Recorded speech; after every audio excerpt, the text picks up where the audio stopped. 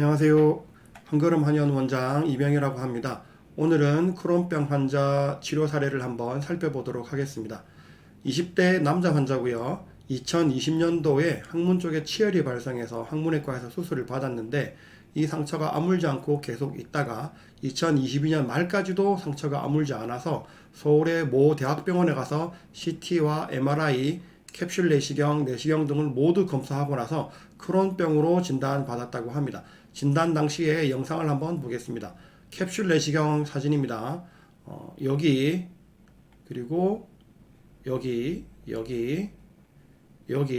이런 식으로 염증이 안쪽에 보이는 거죠. 소장 쪽에 염증이 보이고 있습니다. 여기 이런 식으로. 이거는 대장 내시경 사진인데요. 대장 쪽에 혈관이 보이지 않고 대장 표면에 좀 많이 부어 있는 것들을 볼 수 있습니다. 이런 식으로 약간의 출혈 같은 것도 좀 보이고요. 크론병 환자의 가장 흔한 합병증이 치루와 치열입니다. 치루는 항문에서 다른 쪽으로 새길이 생기는 것을 말하는 것이고, 치열은 여기 사진에서 보시는 것처럼 항문 쪽이 찢어지는 것을 이야기를 합니다. 찢어진 열상을 말하는 것인데, 이런 열상이 크론병 환자한테 발생했을 때 이 상처가 잘 아물지 않는 일이 발생을 합니다. 우리가 수술을 하고 꿰매 놓으면은 상처가 이렇게 붙어 있으면서 그냥 두면 아물잖아요. 그런데 크론병 환자에 있어서는 치루나 치열에 있어서 이런 상처를 꿰매 놔도 상처가 아물지 않는 일이 발생을 합니다. 이 환자 역시 마찬가지로 2020년도에 치료를 받았고 수술을 했는데 2022년이 될 때까지 상처가 아물지 않았던 거죠.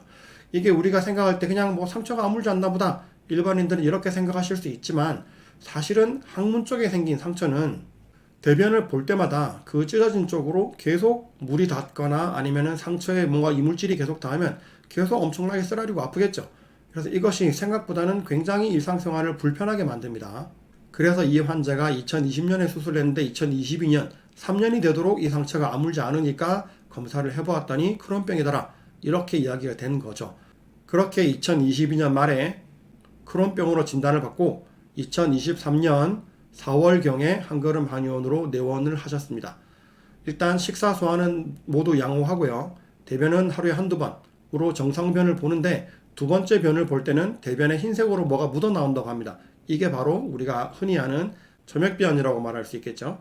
그리고 잔변감이 매일 있다고 합니다. 심하지는 않고요. 항문 쪽에 진물이 계속 나오고 수술한 상처가 3년 동안 계속 낫지 않고 있다. 이것이 제일 큰 호소죠.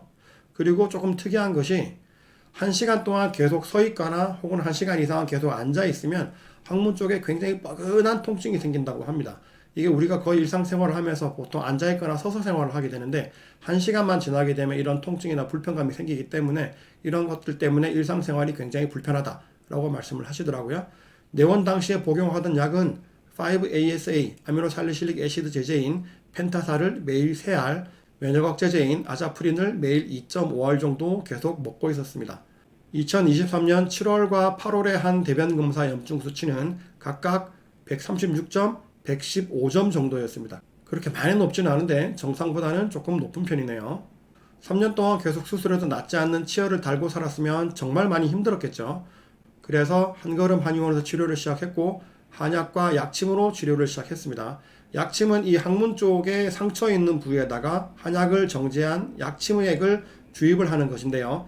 일주일에 한 번 내지 2번 정도 치료를 했고, 초반에는 일주일에 2번씩 열심히 나왔고 2-3개월 이상 지나가면서 상처가 많이 아물기 시작하면서는 일주일에 한 번, 그러다가 2주에 한 번, 그러다가 4주에 한 번으로 점점 횟수를 줄여가면서 치료를 했습니다.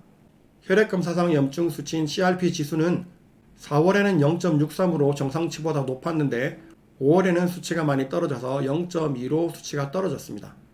그리고 2023년 12월에는 치열 상처가 모두 나았고요. 2024년 1월부터는 대변 염증 수치가 76점으로 떨어졌습니다. 2024년 1월에는 면역 억제제인 아자치오프린을 끊게 되었고 3월에는 펜타살을 모두 끊을 수 있었습니다. 그리고 2024년 6월 19일에는 대변 검사 염증 수치가 6.7점으로 완전 정상으로 되었습니다. 2024년 7월 달에 대학병원에서 대장 내시경을 다시 했는데 의사가 아무런 문제가 없이 염증이 전혀 없다고 이야기를 했다고 합니다. 2024년 7월 10일에 한 대장 내시경 검사입니다.